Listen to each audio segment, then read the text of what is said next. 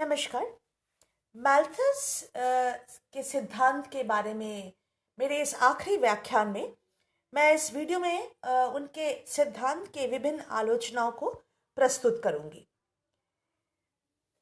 मैल्थस महोदय के जनसंख्या सिद्धांत, वृद्धि सिद्धांत जो है, उनको विभिन्न विद्वानों की तीव्र आलोचनाओं का सामना करना पड़ा।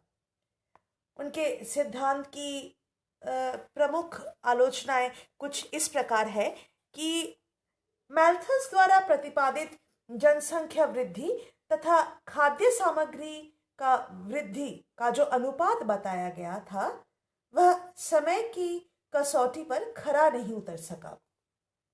इसका कारण ये रहा कि 19वीं शताब्दी तथा उसके पश्चात में हुई कृषि क्रांति ने जनसंख्या की तीव्र वृद्धि होने के बावजूद खाद्यान्न उत्पादन में कमी नहीं आने दी।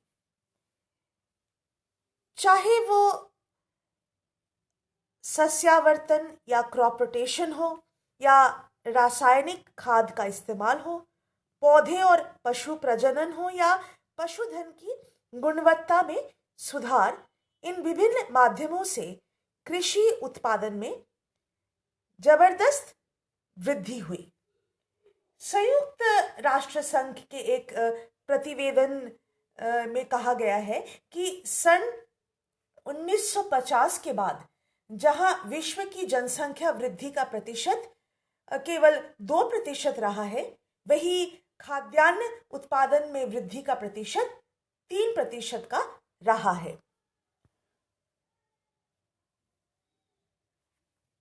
मैल्थस ने जनसंख्या वृद्धि के नियंत्रण हेतु अपनाए जाने वाले कृत्रिम गर्भ निरोधक उपायों को धार्मिक दृष्टि से पाप बताते हुए इनके प्रयोग को अव्यवहारिक बताया। लेकिन वर्तमान समय में अगर देखा जाए तो विश्व के कई विकसित एवं विकासशील राष्ट्रों में भी कृत्रिम गर्भ निरोधक उपायों द्वारा अपनी जनसंख्या वृद्धि को नियंत्रित करने में सफलता प्राप्त की है। और जहाँ तक इस संदर्भ में मैं बात करना चाहूँगी, जहाँ तक चाइना की बात है, क्योंकि चाइना की जनसंख्या जो है वो विश्व में सबसे अधिक है। पर एक समय चाइना ने अपने वन चाइल्ड पॉलिसी यानी कि एक संतान का जो पॉलिसी है उसको अपना के अपने जनसंख्या को काफी हद तक नियंत्रण कर लिए हैं। मैल्थस ने औद्योगिक विकास के महत्व का भी सही आकलन नहीं किए और न ही उन्होंने तेज और विश्वसनीय परिवहन के साधनों को ध्यान में रखा, जिससे औपनिवेशिक साम्राज्य को उत्पादन हेतु अतिरिक्त कच्चे मालों का स्रोत, कृषि उत्पादन के लिए पर्याप्त भूमि और औद्योगिक उत्पादों के लिए नए बाजार भी मिले। यूरोप के कई औद्योगिक दृष्टि से संपन्न राष्ट्रों में खाद्य सामग्री का भले ही अभाव है तथा ये राष्ट्र है ये औद्योगिक वस्तुओं का निर्यात कर बदले में पर्याप्त खाद्य सामग्री प्राप्त कर दूसरे देशों से पर्याप्त खाद्य सामग्री प्राप्त कर अपनी जनसंख्या का भरण पोषण करते हैं। मैल्थस ने 2 अनुपातों के आधार पर, यानी अंकगणितीय और ज्यामितीय, इन 2 अनुपातों के आधार पर अपना तर्क प्रस्तुत किए। उनके कई आलोचकों के विचार में यह उनके सिद्धांत का सबसे कमजोर पक्ष था। इस बिंदु पर उनके सिद्धांत के भारी समालोचना किए गए।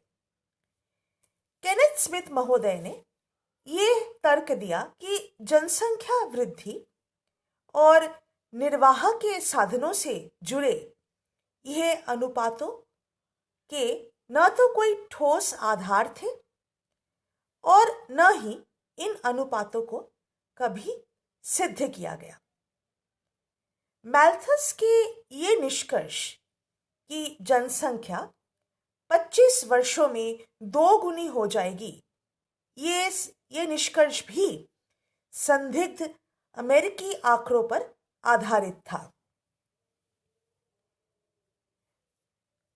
जहां तक मैल्थस के विभिन्न प्रतिबंधों के वर्गीकरण का सवाल है, तो जनसंख्या वृद्धि के प्रतिबंधों को उन्होंने 2 वर्गों में विभाजित किया, यथा निवारक या प्रिवेंटिव और सकारात्मक यानी पॉजिटिव।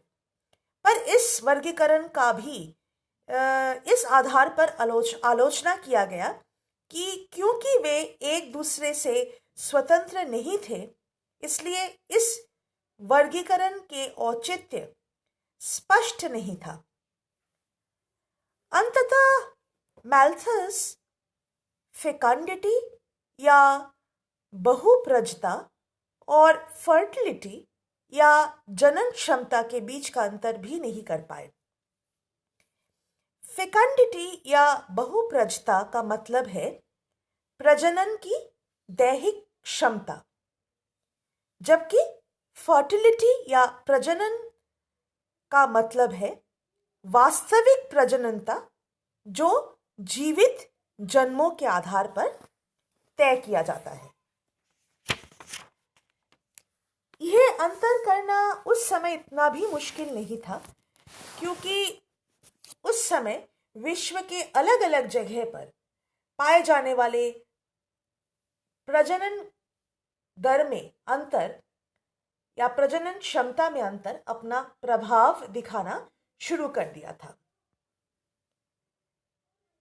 मैल्थस के जनसंख्या वृद्धि सिद्धांत की कई आधारों पर कड़ी समालोचना की गई है, पर अपनी अंतर्निहित कमजोरियों के बावजूद इस सिद्धांत को समय समय पर पुनः प्रचलित किया गया है या महत्व दिया गया है। हालांकि 1900 तक मैल्थस के मुख्य निबंध को लगभग पूरी तरह से खारिज कर दी गई थी, पर फिर 20वीं शताब्दी के दूसरे दशक में उसे एक बार फिर प्रमुखता प्राप्त हुई। हालांकि 1934 तक यह प्रमुखता फिर से लुप्त हो गई। दूसरे विश्व युद्ध के बाद मैल्थस के सिद्धांत में फिर से दिलचस्पी पैदा हुई, जिसका कारण निश्चित रूप से स्पष्ट है, जैसे कि जनसंख्या वृद्धि दर का बढ़ जाना, तेजी से बढ़ती हुई जनसंख्या के परिणामों के बारे में अधिक से अधिक जागरूकता और यह एहसास मानव में कि कुछ प्राकृतिक संसाधन निश्शेष होने के कगार पर है। अंत में मैं यही कहना चाहूंगी कि चाहे कितने ही समालोचनाओं के मैल्थस के जो सिद्धांत है, इस सिद्धांत को सामना करना पड़ा, पर जहां तक जनसंख्या अध्ययन के इतिहास की बात है, इस इतिहास से कभी भी मैल्थस का नाम मिटाया नहीं जा सकता। धन्यवाद।